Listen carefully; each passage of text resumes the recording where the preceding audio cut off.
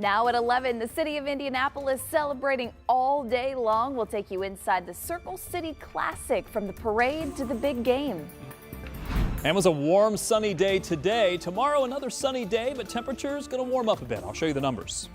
Plus, students are left with burned hands after a practice at Warren Central High School. We have an update tonight on the coach who was in charge. Live from Indy, you're watching 13 News. Thanks for sticking with us tonight here on NBC. I'm Samantha Johnson in for Jenny Runovich. Tonight we have learned a coach has resigned after allegations of students getting burns and blisters after a high school dance practice. And we do want to warn you, some of these photos may be hard to see. The parents of multiple girls on Warren Central High School's majorette team say their daughter's hands were hurt, some with second-degree burns, after being forced to do bear crawls on the track in the scorching heat. And now some of the parents want to take legal action. The school says it can't comment any further, but did confirm the coach has turned in her resignation and the school accepted it.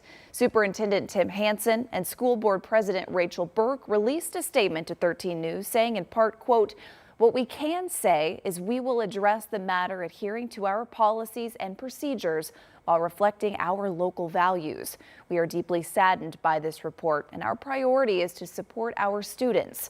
You can read more about this story and hear from those parents at WTHR.com. Tonight we are learning more about a Henry County crash that killed an 84-year-old pedestrian. The Henry County Sheriff's tells us deputies responded to a crash on East County Road 750 North around 1 o'clock this afternoon. That's where they say they found Robert Parks, who had been hit by a car and killed. Deputies believe he had some sort of medical emergency and then fell into the road. Henry County detectives are now investigating. Tonight, police in Bloomington are searching for a suspect after a man was shot and killed there. It happened last night just before 10 near West Howe and South Morton Streets. That's where police say they found a 29-year-old man shot, and they tell us he later died at the hospital. Police think it may have started as some sort of disturbance between the man and a driver of a car nearby. Police say the alleged shooter got out, shot that man, and then took off, according to witnesses. So tonight, police are now asking anyone with information or even cameras nearby to call them right away.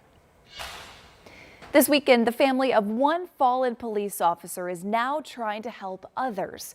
The annual Bill Toney Memorial was today in Beech Grove. Officer Toney was killed in the line of duty back in 2000. His family held a concert and cornhole tournament today with the proceeds helping provide officers with bullet-resistant windshields. And that's a cause that is very close to the Chanovez family. Elwood police officer Noah Chanovez was killed when a man allegedly shot him through the windshield of his police car.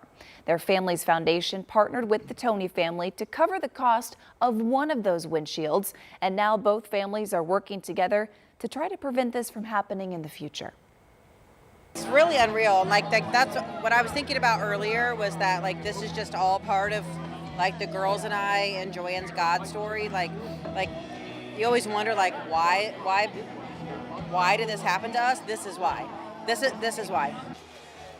This week, by the way, will mark 25 years since Officer Toney died. The goal today was to raise $100,000. We're waiting to hear back how that fundraiser did today. We'll be sure to let you know. Regardless of what you were out doing today, you enjoyed lots of sunshine while you were out there today, and probably more of the same on track for tomorrow. Yeah, I mean, really, the pattern gets stuck again into these warm, sunny temperatures. It's nice weather. We cooled down quite nicely. It actually felt pretty good heading into the evening. And overnight, I think you're actually going to see some cool temperatures. So let's take a look at the larger picture. You do see 70 right now for our current temperature, some 60s around the area. But watch this. Watch when I zoom in here. You're going to see that there's quite a bit of variability, even some 50s already showing up. Now, this is just a testament to how dry the atmosphere is. Also, the city is holding on to a little bit of the heat. We call that the urban heat island. The city itself stays a little bit warmer during the overnight, but the outlying areas are able to cool down a bit. And I think you're going to see that type of variability by early morning. So even though I'm putting 58 on the board here for tonight, most of that's going to be for the city. Many outlying locations will be able to get much cooler than that, with many locations getting into the mid-50s. I think any cooler than that, it's going to be difficult to get that cool. And then tomorrow will warm right back up. Plenty of sunshine. Winds out of the south, temperatures back up even a little warmer than where they were today. We made it to 85 today. We'll do 87 for tomorrow. It is not a record though. All the records for the end of this month are into the 90s. We've also got a Category 5 hurricane to talk about. I'll show you where it's headed coming up. Well, we are still thinking about what just happened in Happy Valley, but here in Indianapolis, we had a pretty good game of our own. It's an annual tradition that goes back 4 decades.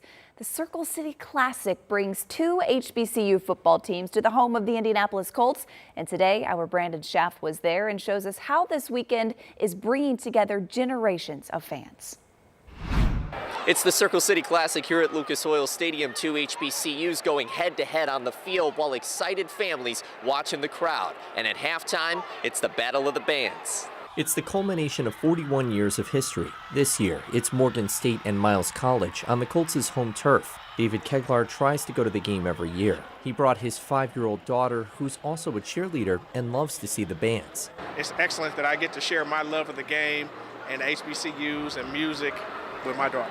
9-year-old Samaya Edmonds also looked forward to seeing the bands and says that it was an intense environment for the game. I'm so excited, especially since it's my first time. I want to do this every year of my life. For others, they've been coming to this annual tradition for years. Kendall Moore Sr.'s been to more than 10 Circle City Classics.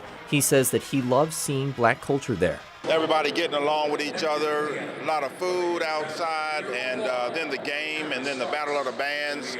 It's just a big festive activity. IMPD Sergeant William Young came with his family and says that it's great to see everyone having a great time. This is a major tradition. When I think about Reverend Charles Williams, who was one of the founders of the Black Expo and the Circle City Classic, definitely a good time. Happy to be here. Actor Rotimi was the Circle City Parade Grand Marshal. He says that he got a chance to talk to high schoolers about how they can grow and find success. It's very beautiful, man, you know, for being around so much love, so much positive black energy. The Circle City Classic is also a fundraiser for Indiana Black Expo. Organizer Amp Harris says that money goes toward their youth events like the Performing Arts Academy and more. A lot of our kids, they get an experience because in this world we live in now, images matter. And to see something like this that talks about love, peace, unity, and joy, it's bigger than just football. After a close battle on the gridiron, Morgan State won 24-17. Brandon Schaff, 13 News. Oh, so much more than just the game. And ahead of the game, fans flocked downtown to catch the Circle City Classic Parade. This is a fan favorite event every year. It started at 10 o'clock this morning, went right down Pennsylvania Street with all kinds of floats, music and bands, classic cars, and so much more. And while we were there, we talked to some local business owners who were part of all of this, and they tell us this event is about celebrating together.